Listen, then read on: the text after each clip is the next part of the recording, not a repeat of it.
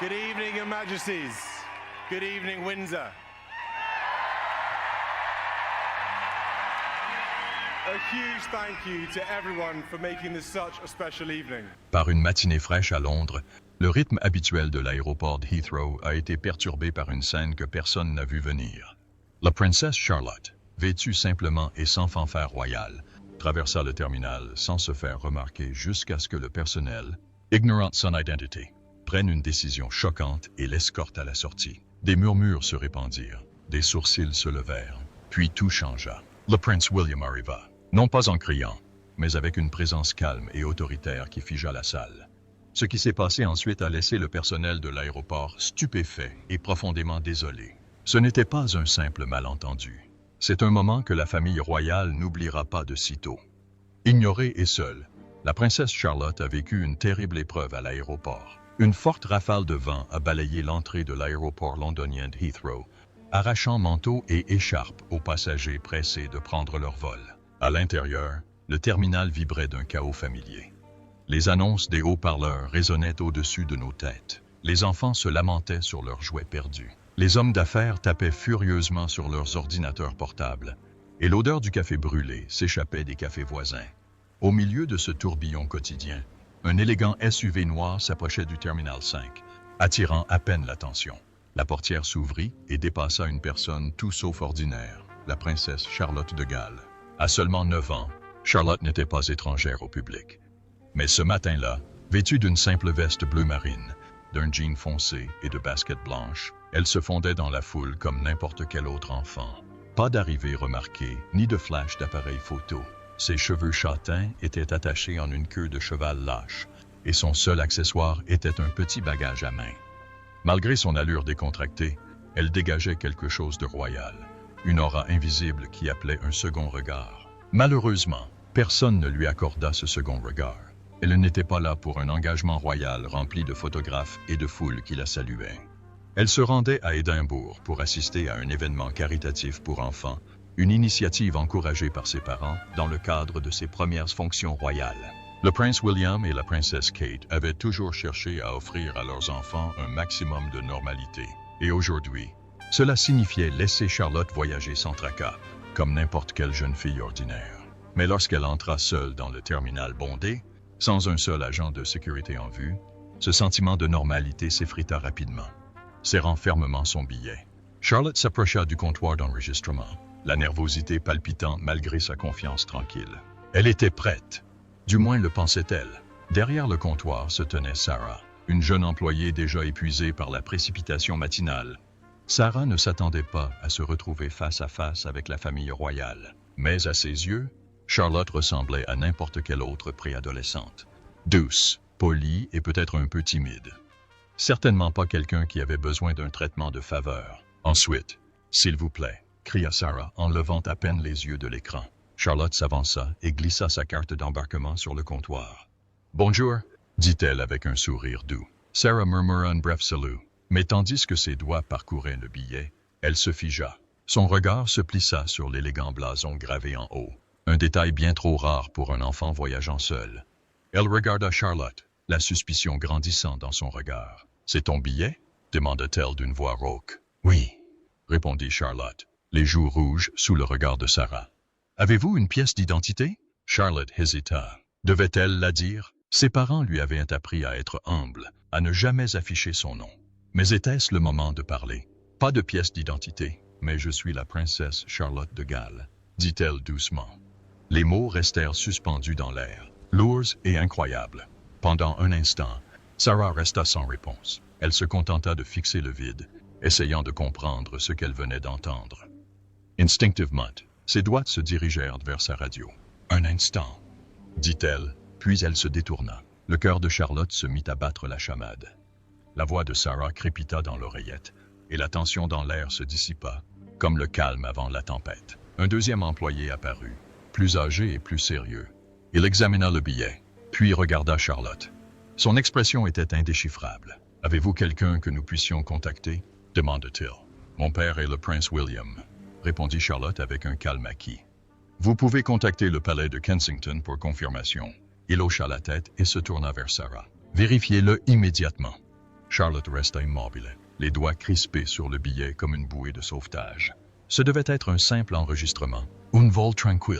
Mais maintenant, on l'observait comme un imposteur. Des murmures commencèrent à s'élever derrière le bureau. Un autre membre du personnel, Frank, se joignit à lui, la regardant en plissant les yeux comme s'il essayait de résoudre une énigme. « Désolé, mademoiselle, dit finalement Sarah. Toujours pas convaincue. Nous devons confirmer votre version des faits. Il est très rare qu'un mineur voyage seul en classe affaires. » Charlotte cligna des yeux. Sa place était valable, son objectif clair. Mais rien de tout cela n'avait d'importance s'il ne la croyait pas. « C'est ma place, dit-elle doucement, retenant sa frustration. Mais Sarah s'était déjà détournée, tapant rapidement. Charlotte se tenait seule, prise dans un moment où le sang royal ne signifiait rien et où la suspicion obscurcissait chaque regard. Les minutes s'écoulaient. Personne ne lui offrait de réconfort, personne ne lui offrait d'aide, et pourtant personne ne la reconnaissait. Le monde continuait de tourner comme si elle était invisible, jusqu'à ce que le personnel lui fasse discrètement signe d'être conduite en salle d'attente. Mais pourquoi était-elle isolée au juste? Quelle alarme silencieuse avait été déclenchée derrière ces murmures? Rester. Avec nous, parce que la réponse pourrait vous choquer. Coincée dans la salle d'attente, Charlotte resta figée tandis que Sarah se retournait vers elle, l'expression indéchiffrable, comme un masque invisible. Le ton calme, presque mécanique, de sa voix ne faisait qu'empirer les choses. « Je crains de devoir vous escorter jusqu'à une zone d'attente, » dit-elle fermement. « Nous devons vérifier le paiement de votre place. » Ce n'était pas une demande, c'était une décision déjà prise. Le cœur de Charlotte s'emballa. Ce n'était plus une petite erreur, ni un contretemps mineur. Quelque chose avait changé. La tension dans l'air était pesante, comme à l'approche d'un orage. Charlotte déglutit difficilement, sentant une boule lui monter à la gorge. « Mes parents ?» commença-t-elle d'une voix nouée par la confusion.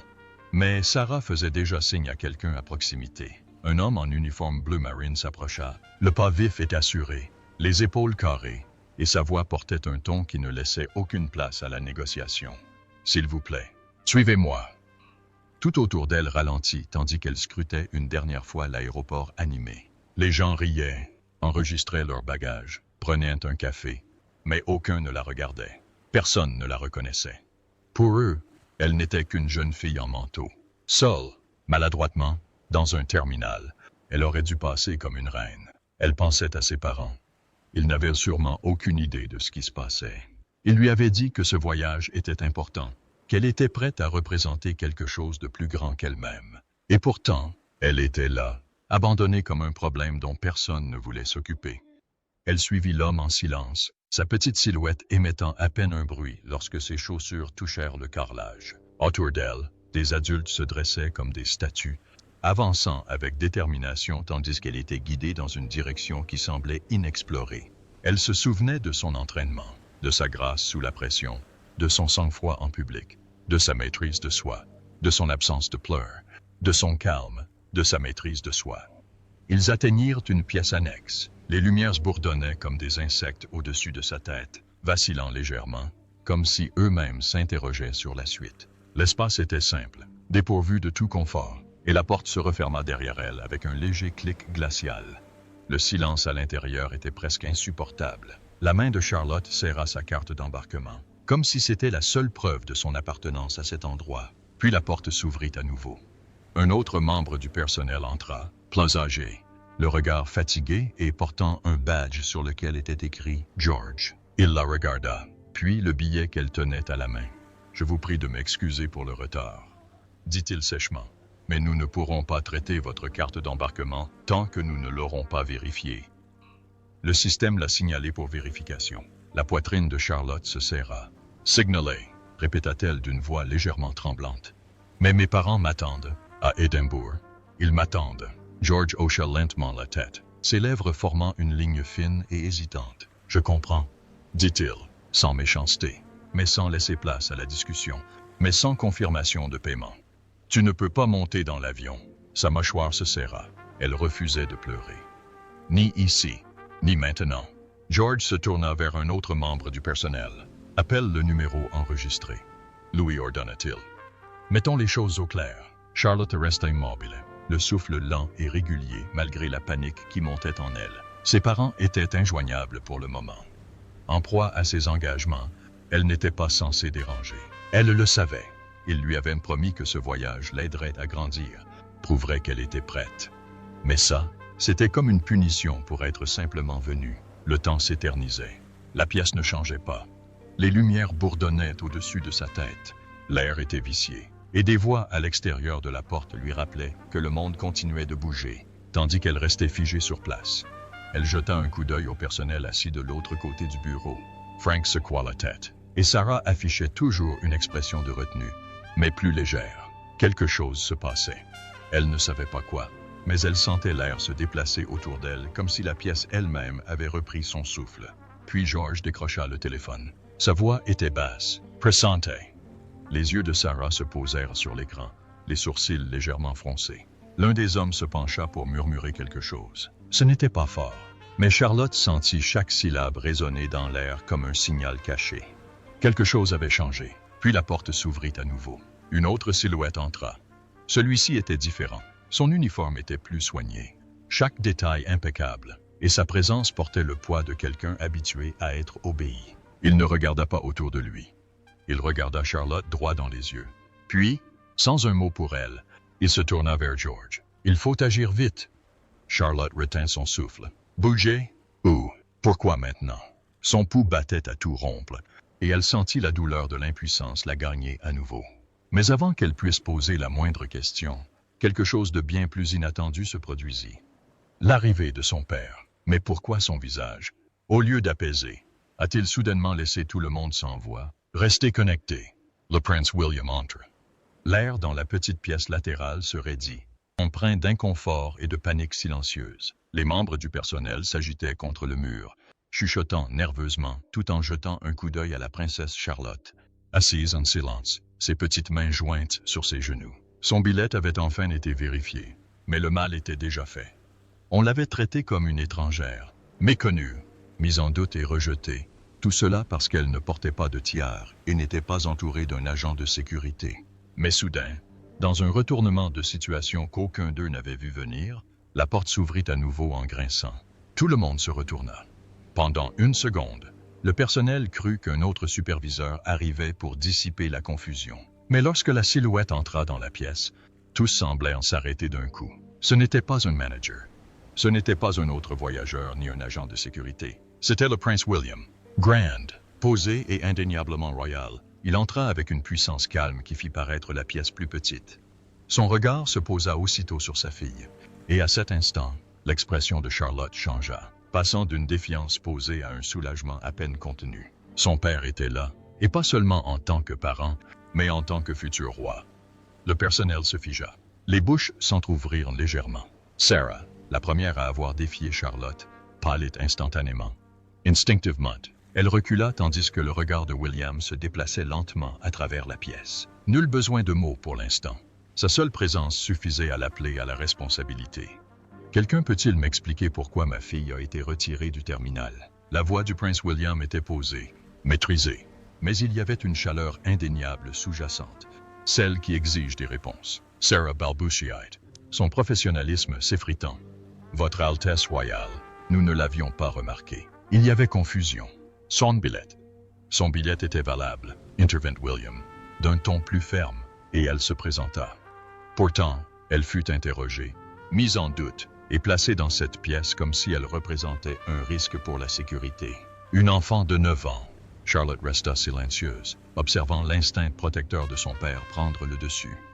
L'homme à côté de Sarah, Frank, s'avança, visiblement secoué. « Monsieur, nous regrettons profondément ce malentendu. Nous n'en avions aucune idée. » William n'a pas élevé la voix. Il n'en avait pas besoin. Tu n'en savais rien.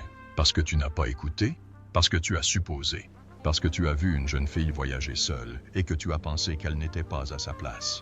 Le silence qui suivit fut assourdissant. La voix de Sarah se brisa légèrement lorsqu'elle parla. « Votre Altesse, je suis vraiment désolé. J'ai simplement suivi le protocole. Nous n'avions aucune intention de nuire. » « Mais le mal était fait, » répondit William. « Ce que vous vouliez dire n'a aucune importance. Vous avez humilié un membre de la famille royale et, plus grave encore, un enfant, mon enfant. » La tension émotionnelle atteignit son paroxysme lorsque Sarah perdit son sang-froid. Sa voix trembla. « Je vous prie d'accepter mes excuses. Nous n'avons jamais voulu vous causer de souffrance. Nous vous demandons votre compréhension. William regarda Charlotte. Ses traits s'adoucissant légèrement. Ça va? Charlotte hocha légèrement la tête. Je vais bien. Papa, il se tourna vers le personnel. Faisons en sorte que cela ne se reproduise plus jamais. Frank hocha vigoureusement la tête. Absolument, monsieur. Des mesures seront prises, presque instantanément. L'atmosphère changea. Les excuses pleuvaient. Le personnel s'est empressé d'arranger les choses. Le billet de Charlotte a été réédité, avec des excuses griffonnées dans leur langage corporel plus que dans leurs paroles. Un responsable lui a offert un bon d'achat. Une autre demanda nerveusement si elle souhaitait être escortée personnellement jusqu'à sa porte. Mais William, d'un bref hochement de tête, déclina. On s'en occupe. Alors qu'il se retournait pour partir, les têtes étaient penchées dans la salle. Le personnel, qui quelques minutes plus tôt doutait d'elle, était maintenant visiblement secoué, chuchotant à propos de la confrontation royale qui allait sûrement résonner dans les couloirs de Heathrow pendant des jours. Ce qui avait commencé comme un discret malentendu s'était transformé en une confrontation royale. Et même si Charlotte avait peu parlé, sa présence calme en disait long. Son père avait parlé pour elle, mais la leçon avait été apprise par eux deux. En sortant de la pièce, Charlotte jeta un coup d'œil furtif au visage stupéfait derrière eux. Une part d'elle se demandait encore s'ils en parleraient plus tard par gêne ou s'ils changeraient d'avis. Maintenant, après, la conversation avec le père. Mais que lui dirait exactement William une fois seul? Rester près d'elle.